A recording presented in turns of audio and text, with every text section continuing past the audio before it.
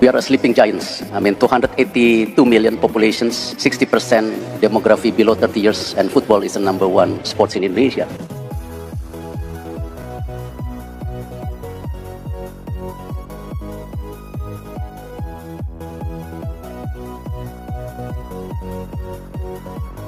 Menetapkan, pertama, memberikan kewarganegaraan Republik Indonesia yang namanya tersebut di bawah ini, nama Mays Victor Joseph Hilgers untuk menjadi warga negara Republik Indonesia.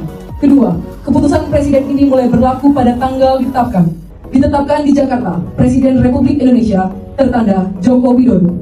Dengan ini secara resmi mengukuhkan saudara-saudara sebagai warga negara Republik Indonesia mengakui, tunduk dan setia kepada Negara Kesatuan Republik Indonesia. Pak Erik, I'm ready for Indonesia. I'm proud to play for the country and I'm happy to do it. Thank you. Hello Indonesia, I'm ready to join the national team. I can't wait. See you later and I love Indonesia.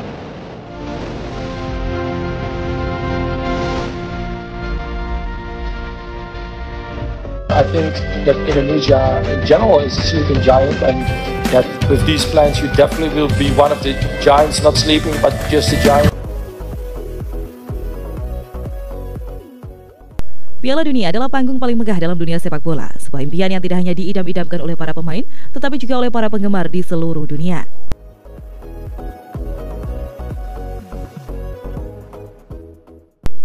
Bagi negara-negara yang memiliki tradisi sepak bola kuat seperti Brasil, Jerman, dan Argentina, tampil di Piala Dunia hampir menjadi hal yang rutin.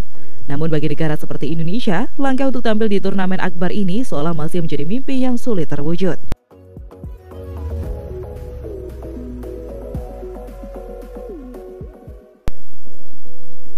Tidak sedikit yang berharap di masa mendatang, timnas Indonesia bisa berlaga di panggung Piala Dunia.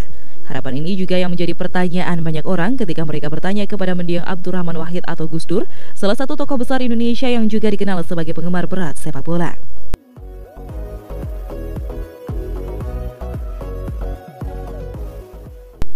Gus Dur dengan segala kebijaksanaannya pernah memberikan pandangan jujur yang penuh dengan realisme soal kapan Indonesia bisa tampil di Piala Dunia. Apakah prediksi beliau akan terwujud di Piala Dunia 2026?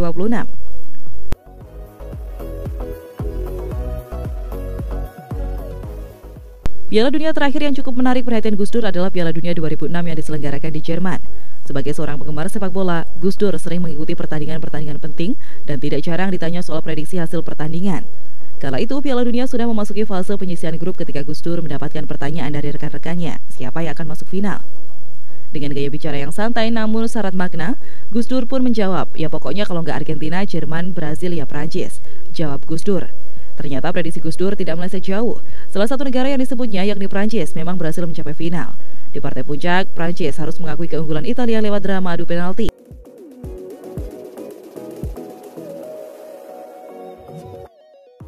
Sebuah momen bersejarah yang juga dikenang karena insiden tandukan Zinedine Zidane kepada Marco Materazzi. Namun ada satu hal yang menarik dari momen Piala Dunia 2006 ini bagi Gus Dur. Kegemarannya menonton sepak bola hingga begadang sepanjang malam ternyata berdampak negatif pada kesehatannya. Gus Dur diketahui menderita paru-paru basah karena sering begadang menyaksikan pertandingan-pertandingan di Piala Dunia. Tokoh besar NU ini bahkan sempat mendapatkan perawatan intensif di RSCM akibat penyakit tersebut. Dalam pengakuannya, Gus Dur mengatakan bahwa paru-paru basah yang dideritanya dapat mengganggu kondisi jantungnya dan semuanya bermula dari hobi begadang menyaksikan laga-laga di Piala Dunia.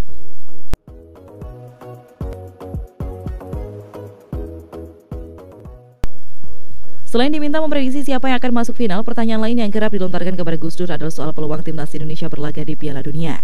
Sebagai sosok yang memiliki perhatian besar terhadap kondisi sepak bola nasional, Gus Dur seringkali ditanya, Gus, kira-kira kapan ya Indonesia bisa masuk Piala Dunia? Jawaban Gus Dur atas pertanyaan ini terkesan sederhana namun penuh makna. Dengan nada sedikit pesimis, ia menjawab masih lama. Jawaban tersebut pun diucapkan dengan tegas dan tanpa ragu.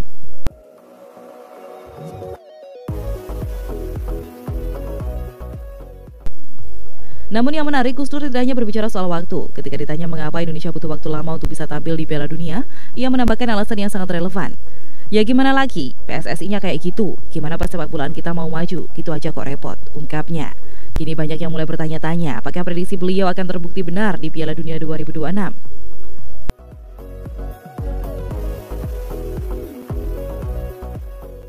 Perkembangan sepak bola Indonesia beberapa tahun terakhir memang cukup menjanjikan. PSSI di bawah kepemimpinan baru telah melakukan berbagai pembenahan baik di level organisasi maupun kompetisi.